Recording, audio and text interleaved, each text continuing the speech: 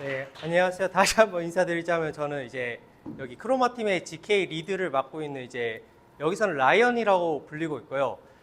먼저 이렇게 여러분의 관심과 열정이 진짜 대단하다라는 말씀을 먼저 드리고 싶고, 제가 주변 이제 멀린이 발표 준비하는 것도 옆에서 지나가면서 봤고 했는데 되게 잘 하시더라고요. 그래서 분명 여러분께 많은 도움이 됐을 거라고 믿고 있고, 또 몇몇 분들이 아마 타키온 깃허브 스타도 눌러주셨는 걸로 알고 있어서 거기에 대해서도 일단 감사의 말씀도 드리고 싶고요.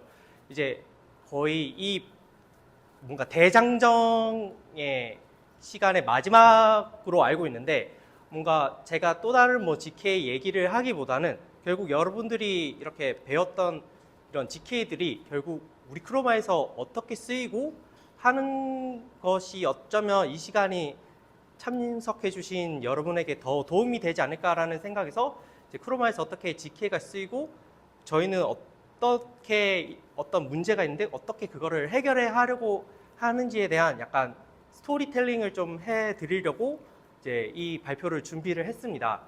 자, 그래서 이제 크로마가 뭔지 잘 모르시는 분도 계실 것 같고, 이제 또 레이어 2라는 개념이 아직 익숙하지 않은 분도 계실 거라고 생각해서 정말 왜 레이어 2가 도대체 뭐고 왜 하는지, 그리고 크로마는 여기서 GK를 어떻게 쓰는지, 그리고 GK는 어떤 게 문제였고, 그리고 크로마 팀은 그를 위해서 무엇을 하는지, 이런 순서로 얘기를 해드리고 싶고, 먼저 크로마에 대해서 간략히 먼저 소개부터 드리고 시작하려고 합니다. 슬라이드는 아마 다 공유 드렸던 걸로 알아서 따로 필기는 안 하셔도 될 것 같습니다.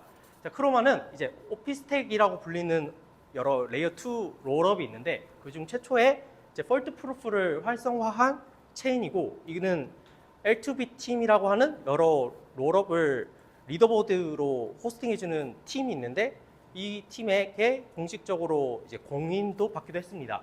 그리고 저희는 유니버설한 목적으로 어떤 게이밍 목적, 뭐 디파이 목적, 저희는 유니버설한 목적으로 만든 체인 중에 최초로 퍼미션리스 밸리데이터 시스템을 구현한 체인이기도 하고요. 또한 저희 체인은 레이어 2 중 유일하게 옵티미스틱 롤업으로부터 시작해서 이제 스테이트 마이그레이션 없이 GK 롤업으로 전환하는 유일한 체인이라고도 할 수 있습니다. 이런 용어들이 다 낯설고 생소할 수 있지만, 뭐 이 관통하는 뭐 레이어 2 롤업에 관해서는 이제 조금씩 소개해 드리려고 합니다.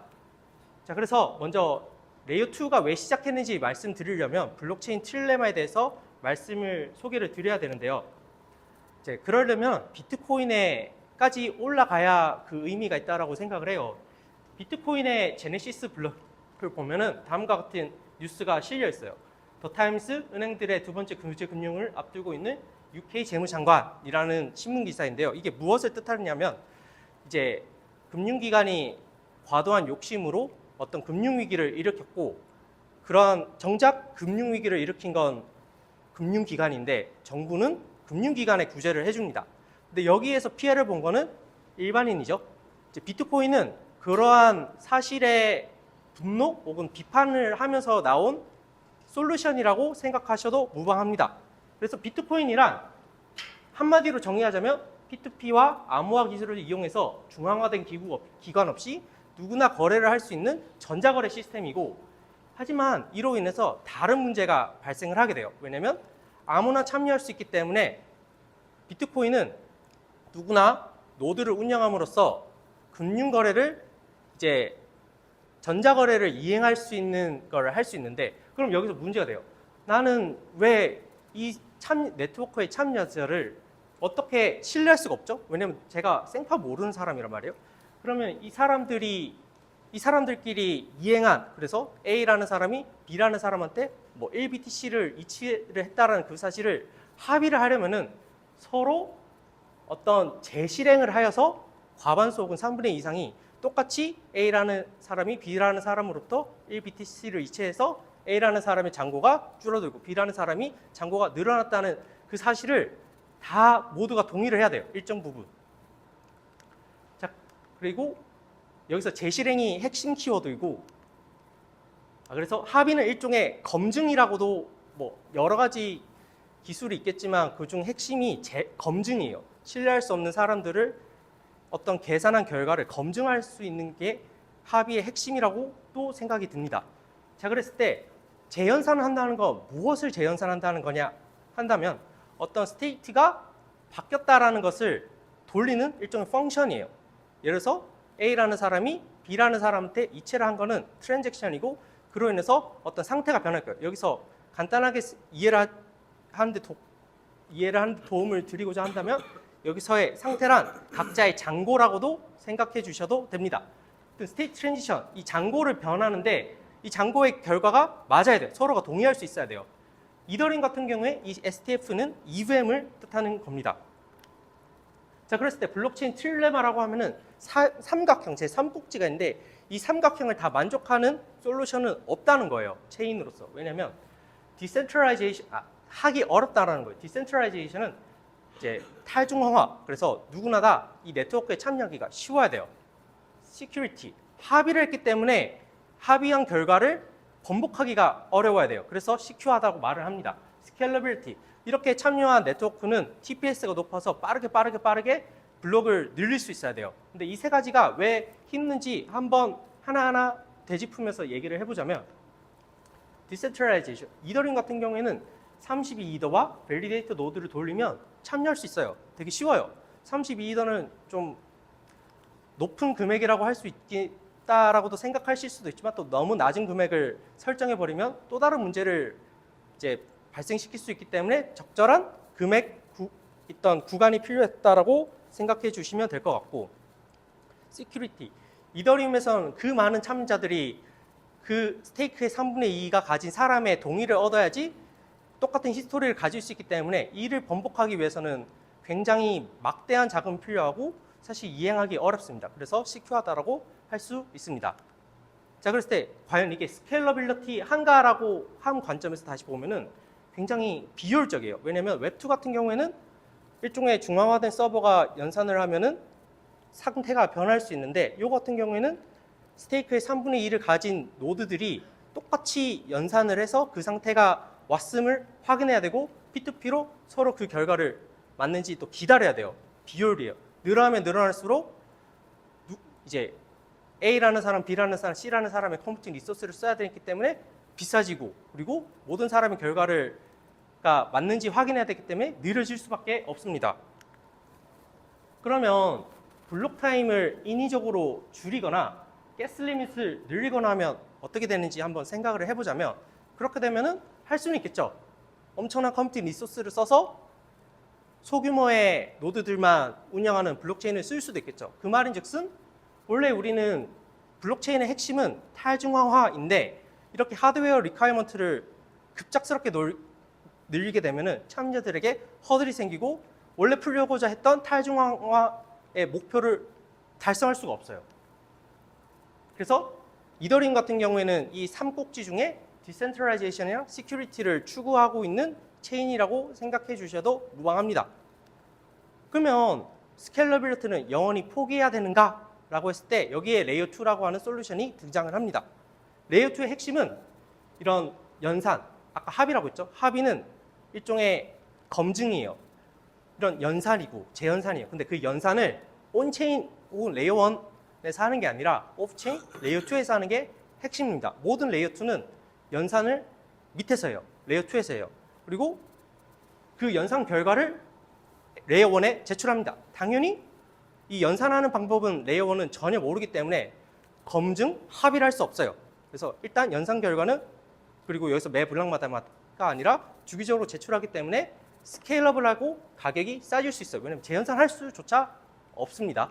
여기서 연산을 그럼 여기서 롤업이 뭔지 말씀드리고 싶은데 레이어 2에서는 롤업이냐 아니냐를 구분을 할 수 있는데 그 구분하는 기준이 바로 트랜잭션을 올리느냐 아니냐에 따라서 롤업이냐 아니냐로 구분할 수 있습니다.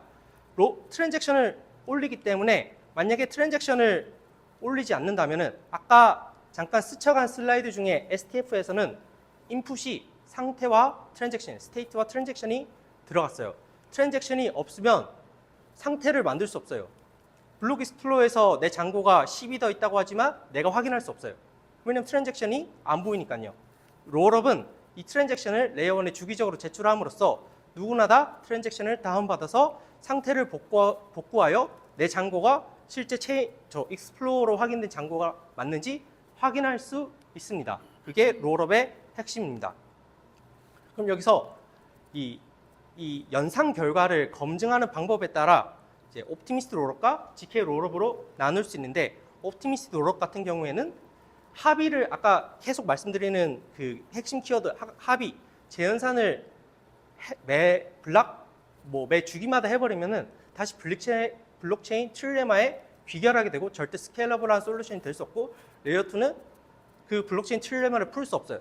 따라서 매번 합의, 재연산을 하면 안 됩니다. 옵티미스트 롤업 같은 경우에는 이를 문제가 발생할 시 하는 방법으로 이를 풉니다. 마치 성선설과 성악설을 비교하자면 옵티미스트 롤업은 그 이름에서 유추할 수 있듯이 성선설에 기반하여 구현한 솔루션이라고 생각해 주셔도 무방합니다. 반면 GK 롤업은 성악설에 생각하셔도 되는데 연산 결과의 검증을 밸리디티 프루프를 통해서 합니다. 만약에 이거 일종의 재연산이거든요. 재연산이 이더리움 레이어 1에서 하듯 스테이트 트랜지션 펑션을 돌리면서 하는 연산이었다면 이는 스케일러빌리티를 절대 풀 수 없는 문제예요. 여기서 말하는 밸리디티 프루프는 STF를 돌린, EVM을 돌리는 것보다 검증하는 방법이 더 싸기 때문에 이것이 의미 있는 겁니다. 그럼 레이어 2 종류를 아까 제가 말씀드린 구분으로 분류를 해보자면 데이터, 여기서는 트랜잭션을 레이어 1에 제출하느냐 아니냐에 따라서 롤업이냐 아니냐로 구분할 수 있고, 그리고 이 스테이트를 검증하는 방법이 뭐 성선설, 성악설로 생각하셔도 되고, 폴트 프루프 혹은 프로드 프루프라고 불리는 방법으로 한다면 옵티미스티 롤업이 될 거고, 그리고 이제 GK 프루프로 밸리디티를 검증하는 거면은 GK 롤업이라고도 GK 롤업으로 구분할 수 있습니다. 자, 여기서 연산 결과는 스테이트 룻을 의미합니다. 뭐 아마 익숙하신 분도 있고 안 익숙하신 분도 있어요. 이거는 이더리움에서 연산을 돌렸을 때 나오는 결과이고, 제가 아까 쉽게 비유했을 때 여러분 각자의 잔고라고도 말씀드렸는데 사실은 조금 더 복잡합니다. 여러분 어카운트에는 다음과 같이 4가지가 있어요. 사실 이거는 이 발표 내용의 핵심은 아니기 때문에 여러분은 듣고 흘리셔도 무방합니다. 여기 잔고, 여러분 각자의 계정에는 잔고 반드시 있어야 되고, 논스, 그리고 만약에 이게 컨트랙이었다면은 코드의 해시 값이 있어야 될 것이고, 스토리지 룻이라고 하는 또 다른 머클 룻도 존재합니다. 이 스토리지 룻은 또 다른 상태를 나타내는 건데 어떤 거냐면 컨트랙트의 각 변수 값의 일종의 커미트먼트, 머클 루트라고 생각하셔도 무방합니다. 예를 들어서 앨리스와 밥 같은 경우에는 이제 컨트랙이 아닌 EOA 혹은 일반 계정이라고 한다면은 밸런스가 유의미한 상태 값 중에 하나라고도 할 수 있을 거고, 마틱 같은 이런 컨트랙 계정 같은 경우에는 각자의 토큰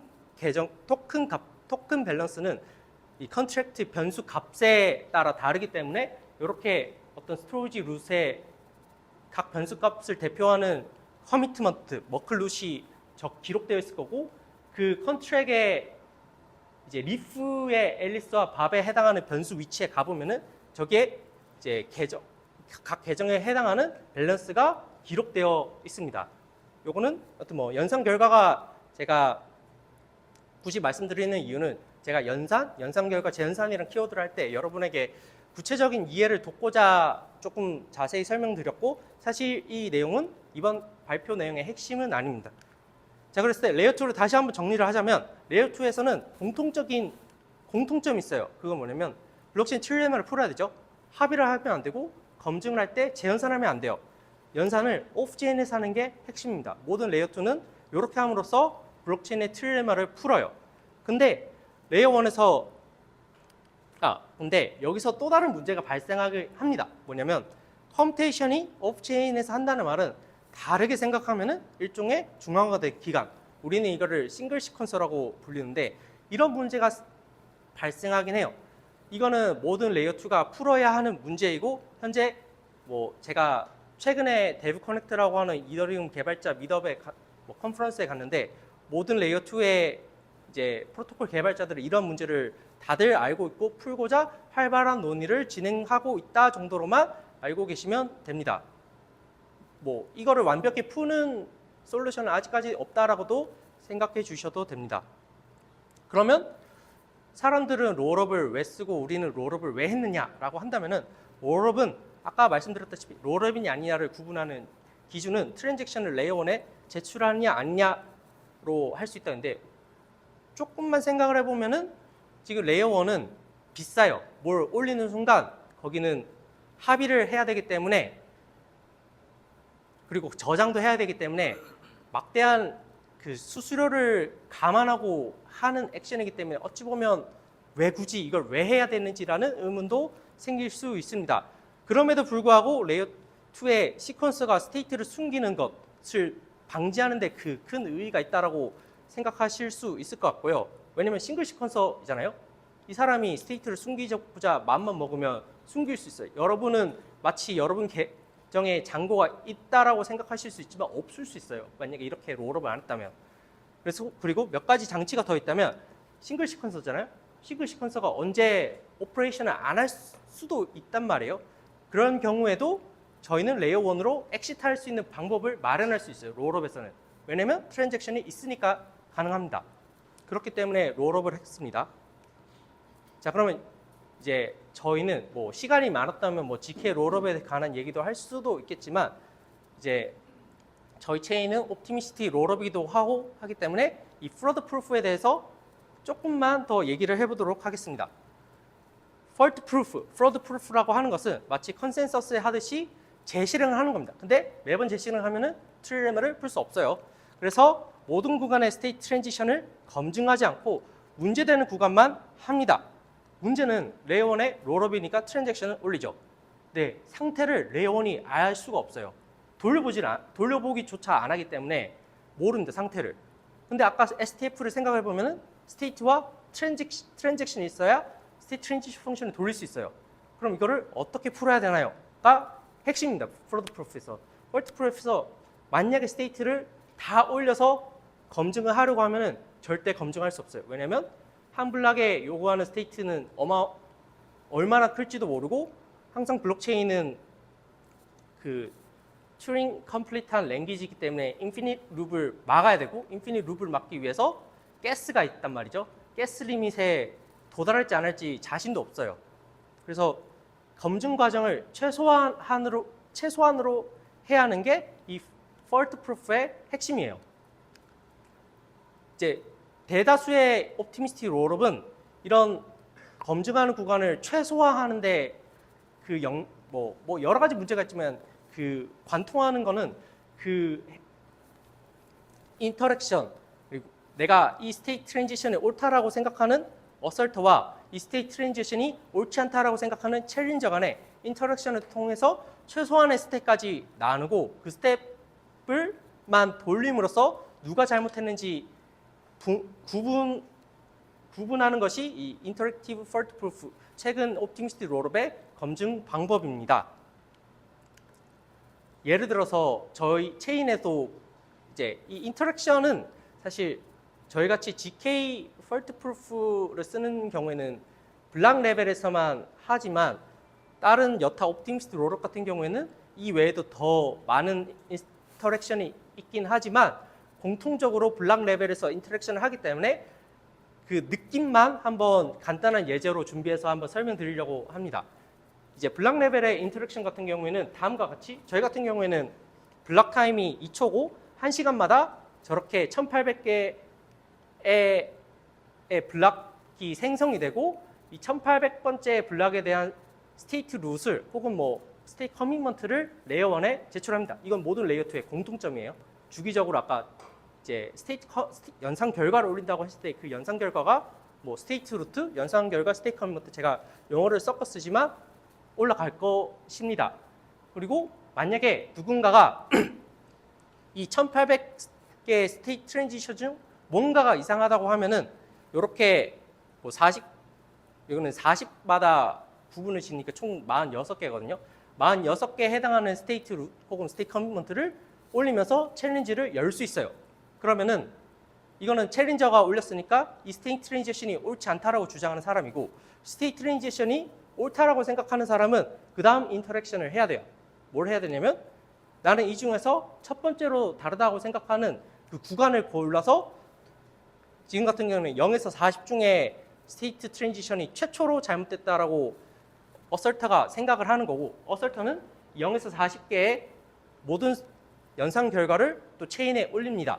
여기서 조건이 있어요. 첫 번째, 0번째는 왼쪽에 있는 출발점은 항상 양자가 동일을 해야 한 연산 결과여야 되고, 끝은 연산 결과가 서로 달라야 돼요. 그러면 이제 챌린저가 마지막으로 인터랙션을 이렇게 함으로써 최초로 다른 스테이트 트랜지션 구간을 찾습니다.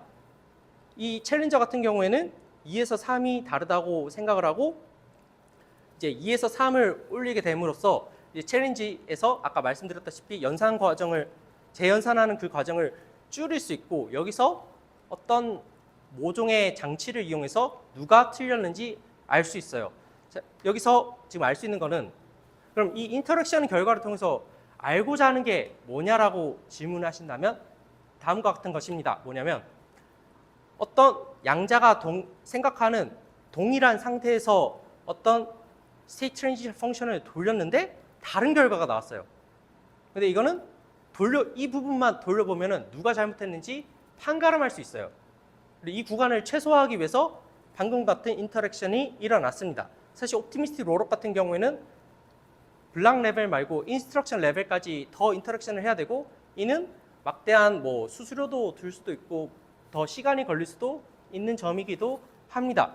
저희는 여기서 GK 폴트 프루프를 씀으로써 이런 인터랙션 과정을 단순화했다는 데에 그 의의가 있다고도 할 수 있습니다.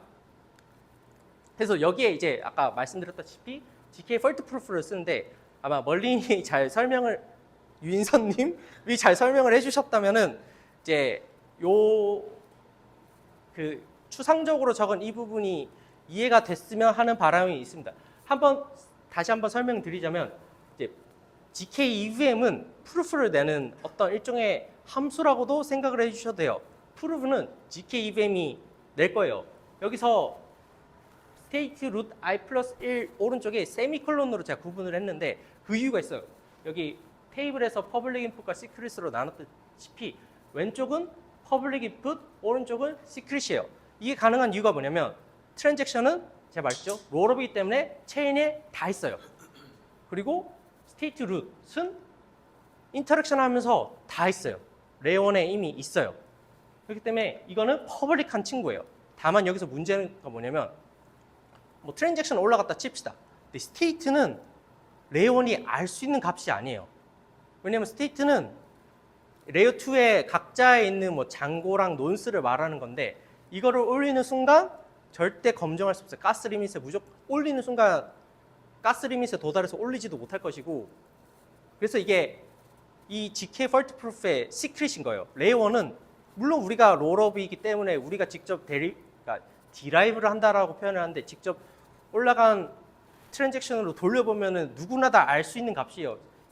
뭐 레이어 2에 있는 이 계정에 있는 이 잔고는 절대 비밀 값이 아니에요. 다만 레이어 1 입장에서는 몰라요. 왜냐면 레이어 1은 레이어 2의 그 스테이트를 돌려보는 친구가 아니기 때문에 모릅니다. 그렇기 때문에 이렇게 GK EVM은 다시 한번 말씀드리자면 GK EVM은 시크릿으로 레이어 2의 상태를 가지고 돌릴 것이고, 퍼블릭 값으로 스테이트 룻과 트랜잭션 룻이 온체인 레이어 1에 있다라고 가정을 하고 돌립니다. 그러면 검증자 입장에서는 프루프와 퍼블릭 인풋으로 이게 참이냐 거짓이냐 알 수 있는데, GK EVM이 만약에 옳은 프루프만 냈다면 이 퍼블릭 인풋은 다 체인에 있기 때문에 누가 거짓말을 했는지 알 수 있어요. 그래서 GK 폴트 프루프는 아까 방금 같은 경우에는 어설터는 스테이트 루트 3이 옳다라고 했고, 챌린저는 스테이트 루트 3 프라임이 옳다라고 주장을 했을 때, 이제 챌린저는 만약에 그 친구가 옳다라고 하면은 스테이트 루트 2와 스테이트 루트 3 프라임을 이용해서 어설터가 틀렸다고 증명을 해야 돼요. 이때 GK EVM을 써서 적절히 퍼블릭 인풋과 프라이빗 인풋을 주입해서 함수 혹은 프로그램 돌렸다면 프루프 파이가 나올 것이고, 레이어 1에 파이만 제출하면, 왜냐면 나머지 값들은 다 레이어 1에 이미 있습니다. 돌리면 true가 나왔다면 어설터가 지게 되는 것이 GK 폴트 프루프고, 저희는 이 GK 폴트 프루프를 이용해서 최초의 액티브한 폴트 프루프 시스템을 만든 오피스텍 중에 최초로 이런 메커니즘을 만들어서 그 스테이트를 검증하는 메커니즘을 만들었습니다. 그게 네, 지금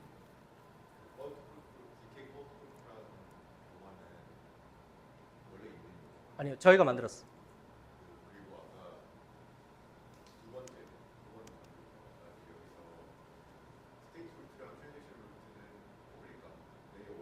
맞아요.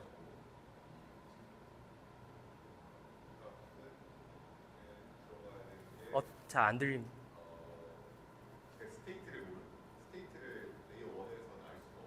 모릅니다. 맞습니다. 스테이트는 엄청 큰 친구예요. 그리고 스테이트는 그것만 올릴 수 없고 머클 프루프랑 같이 올려야 되기 때문에 문제예요. 항상 누구나 다 내가 유리한 스테이트를 올린다고 했을 때 통과시킬 수 있잖아요. 이게 맞음을 증명하면 스테이트 룻의 머클 프루프와 같이 올려야 되는데 못 올릴 겁니다. 장담합니다. 네. 잘 안 들리. 시크릿을 올릴 때 스테이트와 다음 스테이트 사이에 트랜잭션들을 같이 프루프로 만들어서 올리게 되는데 네. 그게 그 트랜잭션이 몇 개 정도 검증을 하게 됩니다. 블락에 담겨 있는 트랜잭션을 다 검증하는 건데 사실은 GK EVM 같은 경우에는 현재 기술이 개발 중이기 때문에 현재 모든 GK를 활용한 체인들은 맥스 트랜잭션 제한이 있긴 해요. 그거는 가스 리밋이 제한하는 트랜잭션보다는 현저히 작긴 합니다. 원래라면 가스 리밋이 허용하는 트랜잭션은 다 들어가야 함이 맞으나 현재 GK 기술의 한계상 그렇지 못하고 있어요. 몇 개까지 들어있어요? 저희 같은 경우는 100개. 확인을 못 해봤습니다. 근데 다 스크롤은 저희랑 똑같이 100개. 네. 검증할 때가 스테이트랑 다음 스테이트가 하나 블락 차이. 맞아요. 저희는 그렇게 구현되어 있습니다. 그러면은 뭔가 여러 블락 차이에 문제가 생겼다고 사람이 주장을 하고 싶으면은 하나씩 다. 아닙니다. 최초로 잘못된 구간을 인터랙션 통해서 찾아서 그 구간에 대한 프루프를 올려야 됩니다. 네. 네.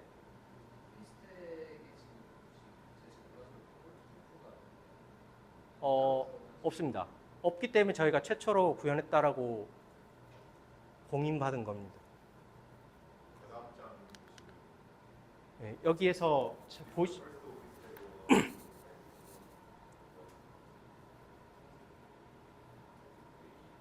네.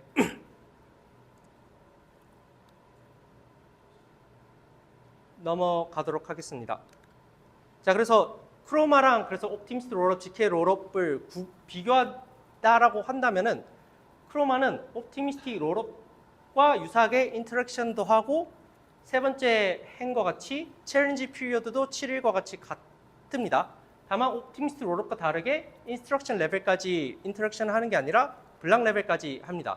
근데 인스트럭션이 블락보다 훨씬 많다라고 생각한다면 그 인터랙션 양을 획기적으로 줄였다는 데에는 그 의의가 있고 아까 질문해 주셨다시피 지금은 한 블락에 대한 프루프를 검증하지만 GK는 뭐 들으셨는지는 모르지만 홀딩 스킴이라는 게 있어서 여러 스테이트를 한 번에 그러니까 연속된 여러 스테이트를 검증하는 방법이 최근 많이 개발되고 있고 리서치가 되었고 있는데 저희도 이후 로드맵에 공유 드릴 건데 홀딩 스킴을 내년 상반기까지 내년 그러니까 1반기까지는 상반기죠. 상반기까지 구현하려고 하고 있고 그러면은 아마 인터랙션이 없는 폴트 프루프도 충분히 가능하고 그때도 아마 이제 이런 GK 필드나 이런 레이어 2 업계에 좋은 이제 임팩트를 줄 수 있지 않을까 생각이 듭니다.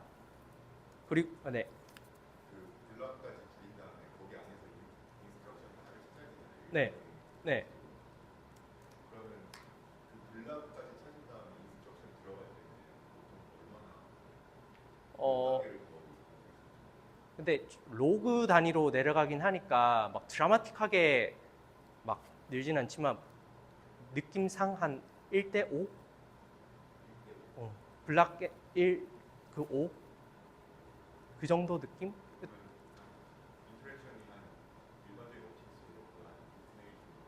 그렇게 생각하셔도 무방할 것 같아요. 네.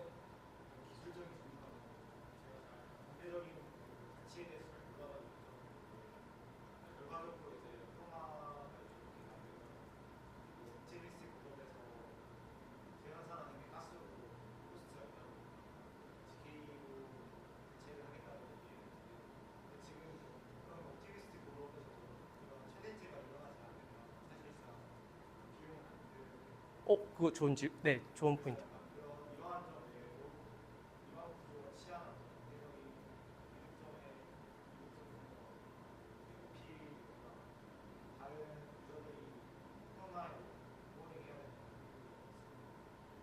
제가 마지막 질문은 뭐였죠?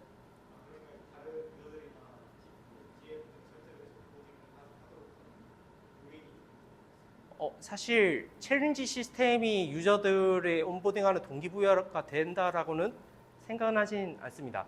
다만 챌린지 시스템이 이제 롤업에는 스테이지라고 하는 단계가 있는데 롤업이 가야 하는 단계에는 동일하지만 그것이 유저를 유인하는 거라고는 생각을 하지 않는 게 지금 L2빛의 상위 2위에 있는 옵티미즘 같은 경우에는 폴트 프루프가 없음에도 불구하고 많은 유저가 쓰고 있단 말이에요. 실제로 사실 그거는 유인책이라고는 생각이 들진 않고 앞서 말씀하신 제가 잘 들었는지 모르는데 앞서 말씀해 주신 대로 챌린지는 사실 낙관적인 그리고 실제로도 발생하지 않아요. 잘 그리고 저희는 GK가 미래라고도 생각을 하고 하지만 현재 GK 기술의 한계점을 분명히 느끼고 있고 따라서 이러한 메커니즘을 썼다라고도 이해해 주셔도 됩니다. 왜냐하면 챌린지가 거의 드물게 발생하고 GK EVM은 실행하는데 오래 걸리고 따라서 챌린지가 많이 발생하지 않기 때문에 실제로 GK EVM을 돌리면서 생기는 부가적인 코스트는 거의 없다라고 보셔도 돼요. 왜냐하면 GK EVM이 공짜는 아닐 거란 말이죠. GK 롤업은 옵티미스트 롤업에 비해 생각해보면 무언가는 더 하고 있는 거란 말이에요. GK EVM 돌리고 있잖아요. 상식적으로 생각해보면 GK 롤업은 옵티미스트 롤업보다 가격이 비쌀 수밖에 없어요. 저희는 그런 거를 피했죠. GK가 충분히 고도화될 때 GK 롤업으로 전환할 테지만 섣불리 저희는 바꾸진 않습니다. 충분히 유저에게 수수료가 싸지게 하는 뭔가 알파가 있지 않는 이상 저희는 옮길 계획은 없습니다.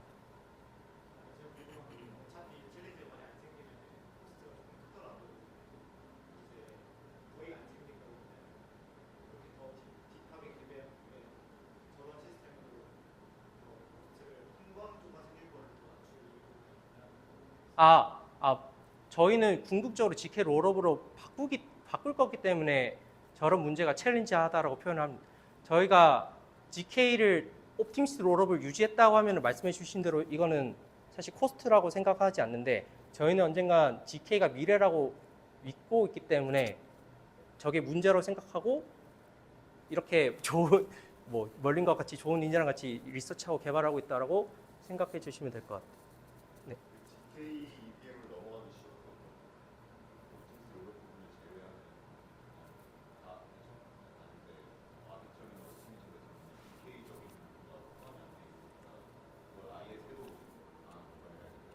GK가 준비가 됐습니다. 그래서 그런 이유 때문에 맞습니다. 자, 그래서 이제 저희가 이제 어떤 GK EVM에 어떤 문제가 있는지 한번 말씀드릴 거고 그런 문제를 바라봤을 때 GK EVM을 약간 역할론적 관점에서 다시 한번 보려고 합니다. 이제 GK EVM이 역할론적으로 프론트엔드랑 백엔드, 그러니까 우리가 흔히 웹에서도 프론트엔드, 백엔드가 있듯이 GK EVM도 프론트엔드, 백엔드를 나눌 수 있는데 왼쪽 같은 경우에 잘 설명을 해주셨다면 GK EVM은 결국 어떤 테이블에 숫자를 집어넣는 친구예요. 그러면 이 각 컬럼, 이 열은 다항식에 대응하는 친구가 될 겁니다. 백엔드에서는 이러한 다항식을 이용해서 다양한 프루빙 스킴을 선택을 하겠죠. 어쨌든 프루빙 스킴을 통해서 프루프를 내는 친구라고도 추상적으로 이해를 해주셔도 무방합니다. 자, 그랬을 때 각 파트마다 다 챌린징한 파트가 있어요. 프론트엔드에서는 개발이 진짜 어렵습니다. GK 이거는 저희만 느끼는 게 아니라 최근 이제 이더리움 데브 커넥트를 갔을 때 GKVM을 개발하고 있는 개발자들은 모두가 공유를 하고 있습니다. 인식을 같이 하고 있는 문제입니다. 개발이 어려우니까 당연히 오디트하기도 어렵겠죠. 오디트하는 입장에서도.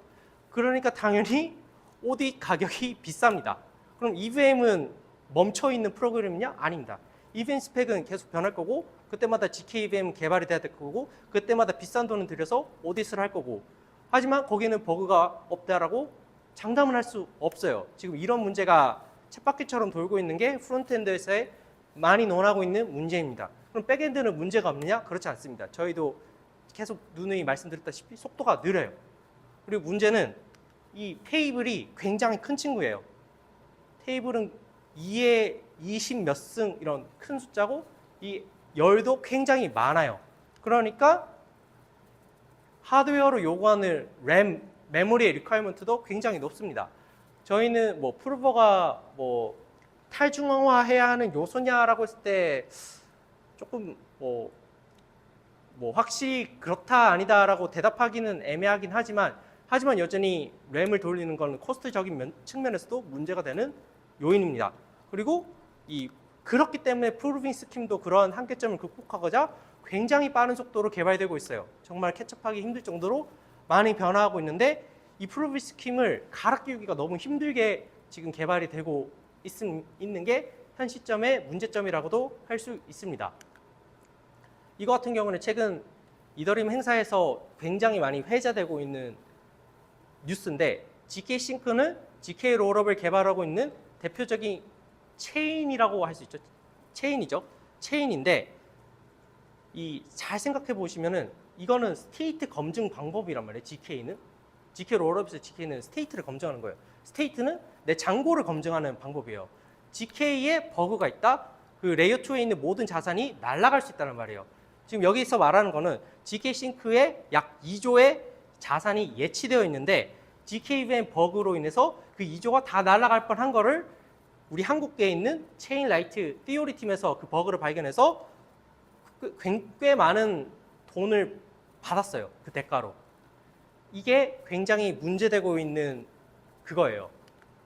자, 그러면 우리는 그래서 조금 여기는 점핑이 있는 것 같은데 저희 크로마 팀의 여기서 전략은 뭐냐면 저희도 이 문제는 어렵다라고 인식이 되어 있기 때문에 저희 같은 입장에서는 이제 뭐 한국의 또 칼러스라는 또 팀에서 또 오디스 하기로 했는데 이 스크롤 팀이라고 또 GK 또 롤업으로 유명한 또 팀인데 그 체인의 GKVM 서킷은 분명 오디스를 받았을 것이고 지금 스테이블하게 돈다라고 가정을 하고 최대한 그 코드를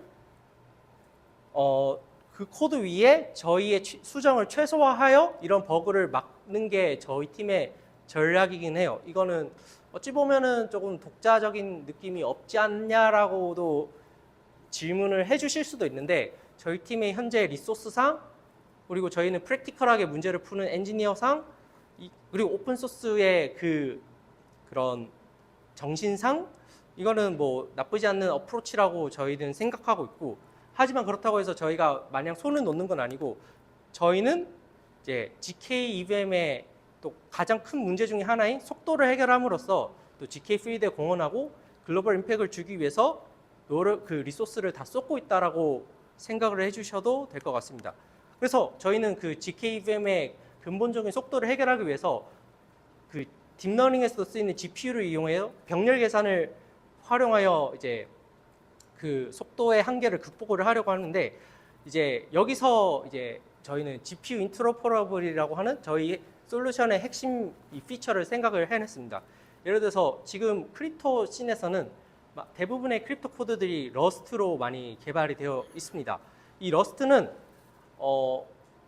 사실 뭐 최근에 제가 리소스 글도 받긴 했는데 메모리 세이프티에 되게 강력한 언어라고도 평을 받긴 하는데 이제 뭐 저희는 그런 러스트 대신 C++이라는 언어로 개발을 하게 됐습니다. 그 이유 뭐 세이프티 상으로는 뭐 문제가 있을 수도 있다고 생각하지만 저희는 그런 문제가 실질적으로 어떤 게 문제냐 비트코인이 C++로 짜져 있는데 그로 인해서 메모리로 인해 어떤 세이프티에 이슈가 있는 적이 있느냐라는 주제로 티오리 팀과도 소통을 했는데 딱히 그런 문제는 없는 걸로 제가 현재까지는 알고 있기 때문에 따라서 오히려 저희는 예를 들어서 딥러닝을 한번 생각을 해보자면 딥러닝의 유명한 프레임워크인 파이토치나 텐서플로우는 C++로 구현이 되어 있고 우리가 GPU를 쓴다고 하면 흔히들 엔비디아 혹은 뭐 AMD GPU를 쓰게 될 텐데 거기에 있는 SDK가 다 C++로 되어 있어요. 그럼 크립토씬에 있는 러스트 친구들은 러스트로 GPU 코드를 짰냐? 그건 아닙니다. 그 크립토씬에 있는 친구들도 GPU를 돌리기 위해서 C++로 또다시 코드를 짜고 있는 게 현실이란 말이죠. 그랬을 때 저희는 최대한 빠르게 변화하고 있단 말이에요, 기술이. 그랬을 때 C++로 한 번에 코드를 작성하여 최대한 GPU와 CPU의 백업을 받을 수 있는 코드를 작성하여 유지보수가 쉬운 코드를 작성하는 게 어떤가라는 취지에서 C++ 코드를 작성하게 되었습니다. 여기서 핵심은 그래서 GPU와 CPU에 동시에 놓을 수 있는 게 핵심인데 여기 엔비디아 SDK 따르면은 결국 펑션이 GPU에 도느냐 CPU에 도느냐가 달라질 건데 이렇게 디바이스 호스트라고 되어 있는 펑션은 GPU, CPU 둘 다 돌 수 있는 코드예요.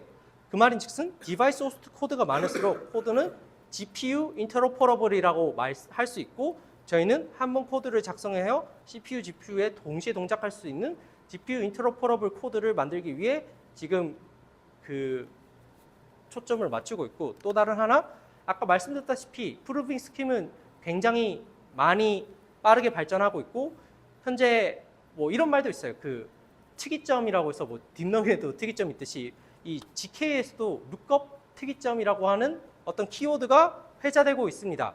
그게 구현이 되면은 아까 서두에 말씀드렸다시피 뭐 오디트하기 어렵고 개발하기 어려운 그런 문제도 풀 수 있고 이제 GKVM 속도도 굉장히 빨라질 거다라는 예측도 있습니다. 자 그러면은 그런 프루빙 스킴이 개발되면은 굉장히 빠르게 개발되고 연구되고 있어요. 그런 스킴들이 꼈다 뺐다가 쉬워야지 의미가 있는 거잖아요. 개발은 되지만 연구는 되고 있지만 실제 이 프로덕션에 적용하기 어려우면은 혹은 뭐 리서치 입장에서도 실제 쓰이고 있는 코드에 그런 리서치된 스킴을 도입하여 얼마나 빨라졌는지 벤치마킹을 하고 싶지만 실상 벤치마킹 하기도 쉽지 않아요. 지금 현재 그런 상태예요.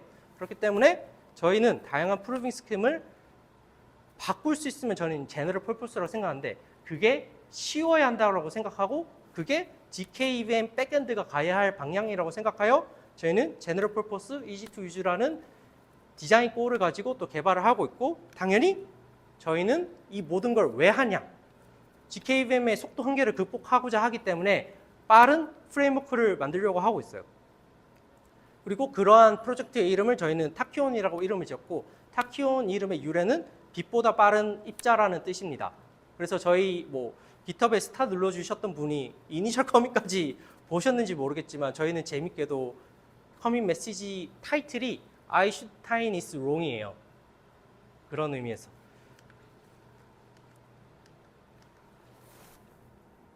그래서 이게 타키온이고 타키온 아까 뭐 디자인 골은 말씀드렸지만 사실 여러분에게 전달하고자 하고 싶은 문장은 이 한 문장이에요. 모듈러 GK 백엔드고 accelerate by GPU.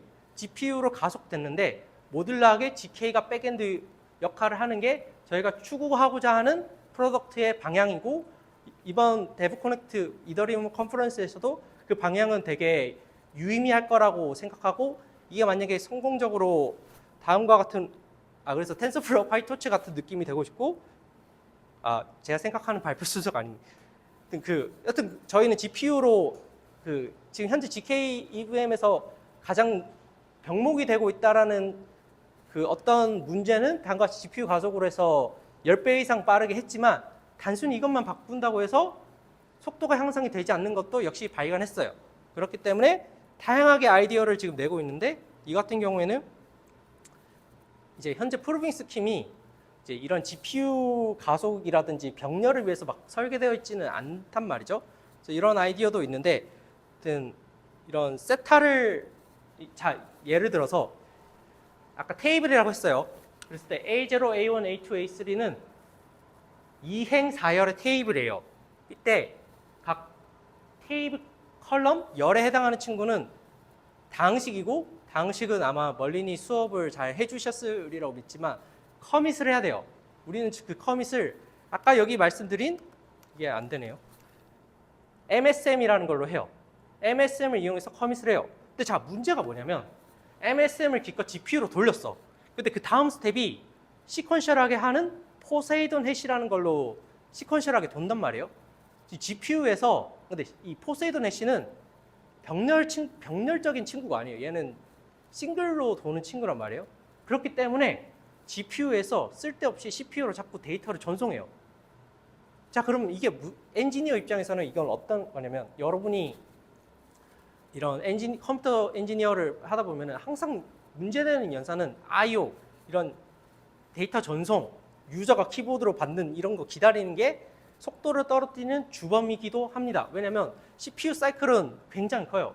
거의 빛의 속도에 근접하는 엄청 크단 말이에요. 근데 유저가 그 속도로 타이핑할 수 없죠. 그리고 하드웨어는 그 속도로 데이터를 보낼 수 없어요, 절대. 회로가 타겠죠. 그래서 그런데 GPU는 CPU한테 의미 없게 계속 데이터를 전송을 해야 돼요. 우리는 이거를 이런 식으로 마치 머클트리처럼 바꾸려고 하고, 이러면은 어떤 효과를 누릴 수 있냐면, 현재는 CPU 계산하고 쉬고, GPU 계산하고 쉬고, CPU 계산하고 쉬고, 계속 누군가는 쉬고 있는데, 저희가 나중에 가고자 하는 방향은 항상 딥러닝에도 그렇듯이 GPU는 쉬면 안 된단 말이에요. GPU는 컴퓨팅을 잘하는 친구인데 쉬는 순간 뭔가가 잘못되고 있는 건데, 지금 GPU가 많이 쉬고 있어요. 저희는 풀고자 하는 거는 GPU는 계속 일하고, CPU는 GPU가 쉬지 않도록 일을 계속 줄 것이고, CPU는 쉴 수 있게 하는 게 일단 저희가 설계하고자 만들고자 하는 이 타큐온이 이런 느낌으로 지금 하려고 하고 있고, 그리고 아까 서두에도 말씀드렸다시피 저희가 그래서 갑자기 세상에 없는 걸 내려기보다는, 그래서 현재 있는 저희 프로덕트에 쓰일 수 없는 거를 원하는 게 아니라, 이래서 이렇게 개발된 프로덕트는 현재 우리 크로머 체인에 적용되길 원하고 있어요. 근데 저희가 아까 프론트엔드에도 문제가 있다라고 했고, 프론트엔드는 그렇기 때문에 스크롤 팀이 만든 GKVM 서킷이라는 거를 이용을 해서 GKVM 돌린다고 했어요. 당연히 스크롤 GKVM 프론트엔드랑 호환이 돼야 돼요. 근데 이 호환이 되는 게 GK 필드에서는 큰 의미를 가지고 있습니다. 왜냐면 여기 이게 스크롤 팀이고 러스트고 이게 타키온 로고고 C++인데 왜 큰 의미를 가지고 있냐면, 세상에서 이런 GK 씬에서 GK EVM을 만드는 팀 외에도 헤일로2는 굉장히 많은 곳에서 쓰고 있단 말이에요. 그래서 저희가 만약에 성공적으로 대체를 하고 성공적으로 드라마틱하게 속도를 올릴 수 있고 드라마틱하게 이 프로비 스킴을 바꿀 수만 있으면 GK EVM, GK 씬에서 분명 많은 샤라웃도 받을 수 있을 것이고 많은 인정을 받을 수 있을 거라고 예측하고 있습니다. 그래서 저희 플랜은 다음과 같고, 이제 8월에 공개를 했고, 그래서 여러분들이 스타를 눌러줬을 거라고 생각을 하고, 11월에 데브 커넥트에 가서 다시 한번 이 방향성에 대한 확신을 얻을 수 있었던 계기였다고 생각을 하고, 그리고 12월까지 이 헤일로2의 CPU 버전을 완성하려고 목표를 두고 달리고 있습니다. 그리고 2월까지 이 헤일로2에 있는 모든 코드가 GPU에 돌 수 있도록 할 것이고, 4월에는 아까 발표하다가 말씀드렸다시피 폴딩 스킴이라는 것을 적용을 하고, 실제로 저희 체인에 적용하는 것은 그 이유가 되겠지만 최초로 인터랙션이 없는 폴트 프루프 시스템을 만드는 것도 목표 중에 하나입니다. 그럼 4월 이후에 뭐가 있느냐? 아까 저희가 말씀드렸다시피 만약에 프루핑 스킴이 정말 스위칭하게 한다면은 정말 이걸로 할 수 있는 게 너무나 많아요. 그래서 저희는 오픈 소스이기도 하고 이런 저희의 행보에 따라서 많은 GK 씬에 있는 개발자 리서처들에게 어떤 임팩을 주길 원하고, 그로 인해서 여러 GK 혹은 다른 곳에서 이용할 수 있는 그 핵심 기술이 되길 원합니다. 마치 파이토치와 텐서플로우가 주는 가치처럼 되게 하는 게 저희의 약간 골이자 비전이라고도 할 수 있습니다. 자, 그래서 발표 내용을 랩업할게요. 제가 아까 서두에 이런 내용을 한다고 했어요. 그래서 레이어2는 도대체 뭐고 왜 쓰냐고 질문하셨다면, 제 발표를 들은 제 어휘를 빌리자면 블록체인 트릴레마를 해결하기 위한 솔루션이에요. 이걸 해결하기 위해서 쓰고 있어요. 그래서 레이어 2는 그 연산 결과를 오프체인에서 하는 게 그 솔루션의 핵심입니다. 자, 그래서 크로마는 여기서 GK를 어떻게 쓰고 있냐라고 질문하신다면 GK 폴트 프루프를 하는데 쓰고 있습니다. 자, 그러면 GK는 무엇이 가장 문제라고 생각하고 있냐라고 하면은 저희는 당연히 이 문제 때문에 타키온을 하고 있는 거겠죠? 우리는 속도가 느린 게 가장 문제라고 생각하고 있습니다. 그러면 크로마 팀은 그를 위해서 무엇을 하고 있냐라고 말씀하신다면 저희는 타키온을 개발해서 GPU 가속을 해서 혹은 뭐 폴딩 스킴을 적용해서 향후에는 더 좋은 폴트 프루프 혹은 향후에는 GK 롤업으로 전환하기 위해서 이러한 액션들을 취하고 있다라고 이해해 주시면 될 것 같습니다. 자, 이상으로 발표를 마치도록 하겠습니다. 감사합니다. 전 이제 가야 될 것 같아요. 제가 원래 여러분들과 식사도 하고 오손도손 얘기도 하려고 했는데 바로 다음 일정이 있게 된 관계로 또 다음에 기회 되면 또 한번 성수 들어주시면 좋을 것 같습니다. 들어주셔서 감사해요.